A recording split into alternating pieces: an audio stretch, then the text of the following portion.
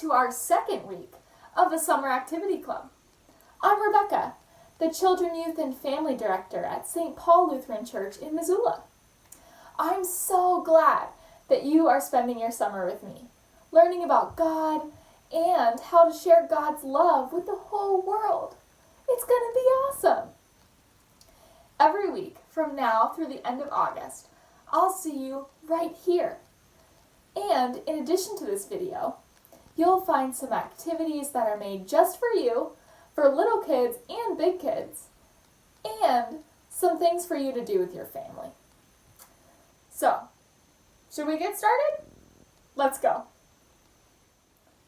This week, we're talking about the story of creation. The whole Bible starts with this first story about how everything in our whole world, our whole universe, was made. And it goes something like this. We'll read it a little bit later, but there were 6 days where God made things, and one day, day number 7, where God rested. So that makes 7 days total. That means that everything we see today was made in 7 days, right? Well, not quite. Scientists have learned that the whole universe is 13.77 billion years old. I can't even imagine what a billion years would be like. But the Earth has been around for about 4.5 billion years. And human beings, like me and you, have been around on Earth for about 200,000 years. And 200,000 years sure does seem like a really long time for humans to be around. But if you think about the universe being over 13 billion years old, it's pretty impossible that humans were made just a few days after the rest of the universe. So, does that mean that the Bible was lying? No, the Bible wasn't lying. But we don't use the Bible as a book of facts or a science textbook, right? We use the Bible to help us learn about God. We'll leave the origins of the universe for science class. So let's think about what we've just learned. We learned, number 1, that the creation story is at the very beginning of the Bible. It's the first story. Second, we learned that there are 6 days, or pieces of creation, and 1 day of rest. And third, we learned that this story is not about how creation was made, but about who made creation.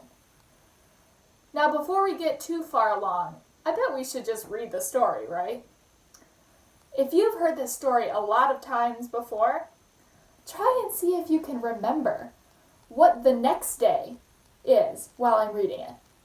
All right? So let's read the story of creation together.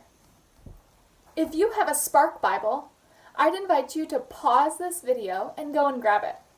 This story, like I said, is at the very beginning, on page 2. Or you can read this story later with your family. So here we go. Before God created the world, there was nothing at all, except God. On the first day of creation, the wind of God blew. Whoosh, whoosh, swoosh. God said, "Let there be light." Crackle, boom, bang! There was light. God saw that the light was good. Then, split! God divided the light and the darkness into day and night. On the second day, God said, "Let there be a sky." Pillow, billow, poof! There was a sky. God saw that the sky was good.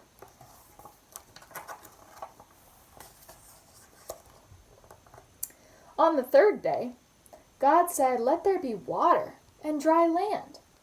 Drip, drop, kerplunk. There was water. Crackle, crunch, snap. There was dry land. God saw that the water and the land were good. Then God said, "Let there be plants and trees."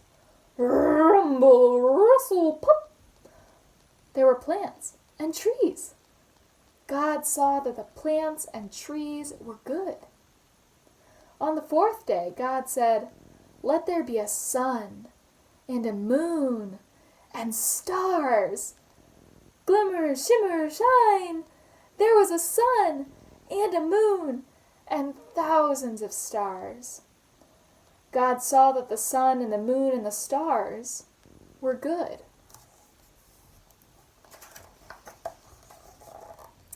On the fifth day, God said, "Let there be sea animals that swim and birds that fly."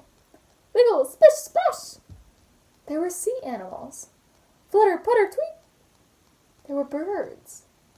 God saw that the sea animals and birds were good. On the sixth day, God said, "Let there be animals of every kind on the earth." Growl, prowl, snort. There were animals and fur. Skitter, scatter, creep. There were bugs. Slither, slink, hop. There were reptiles. God saw that the animals and bugs and reptiles were good. Then God said, "Let there be people on the earth." Blink, wink, hiccup. There were people on the earth. God saw that the people were very good. On the seventh day, God said, "It is time to rest." Phew, phew, ah. And all of creation rested. Well, I have two favorite parts of that story. And I'll tell you mine, but will you tell me yours first? Think for a minute. What was your favorite part of that story? Can you tell me or tell someone in your house? My first favorite part of that story was that God makes so many different kinds of plants and animals and people. And there's a special big word for that, all of these different kinds of things. It's called diversity. Can you say that word with me? Diversity. It just means that there are lots of different kinds of the same thing. So if I said there was a diversity of birds, you might imagine that there were lots of different kinds of birds. Big birds and little birds. Instead of just imagining that there was just one, you would think of a bunch of different kinds of birds. So my first favorite part was that God makes lots of different kinds of things, a diversity of things. My second favorite part of the story was that God said that everything God had made was good. Even the spiders that kind of creep me out, they were good. And the skunks that are so smelly, they were good. And the grizzly bears that are kind of scary, they're good too. So, what do you think that means about different kinds of people?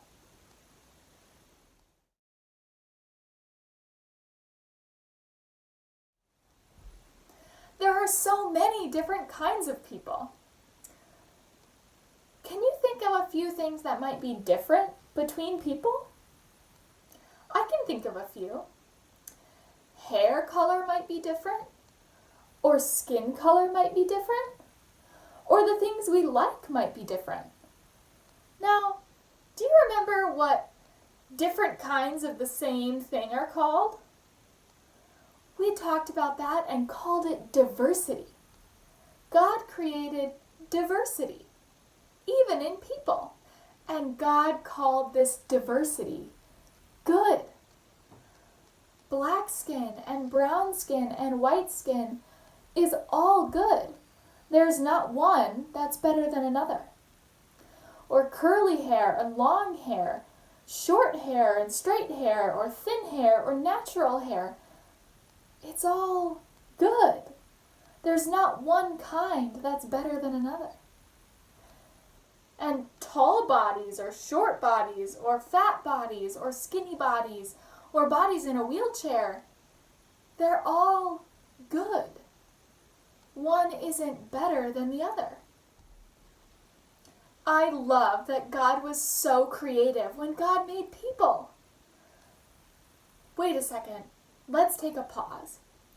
Can you remember with me what we talked about at the beginning of this video? Was this story about creation about how the universe was made, or who made the universe? Do you remember? Oh yeah, it was about who made the universe. Great answer. So, if we learned something about who made the universe, and we know that God made the universe, then we must have learned something about God from this story. So what did we learn? Well, I learned that God created diversity, and that God called that diversity good. So next time I see someone who is different than me, I can remember this story and remember that God loves every single person for exactly who they are, even if they're different than you or different than me. That's amazing. This week, our activities are all about how creative God is. And did you know that God made us to be creative too? So, our activities are really going to challenge your creative side to think outside the box and imagine some new things. So, will you join me in the Summer Activity Club this week? I sure hope so. Remember, while you're doing your Summer Activity Club, make sure you have someone snap a picture of you and send it to me. Because then, if I get a picture from you, you'll be entered to win a prize for this month. And every week is a new entry. So make sure you do it this week if you forgot last week. I'm so glad that you're along for this Summer Activity Club with me. It feels good knowing that we're all sort of together, doing the same things, even though we're not together physically. I hope you all are having an amazing summer so far, and I can't wait to see you soon. Bye, everyone.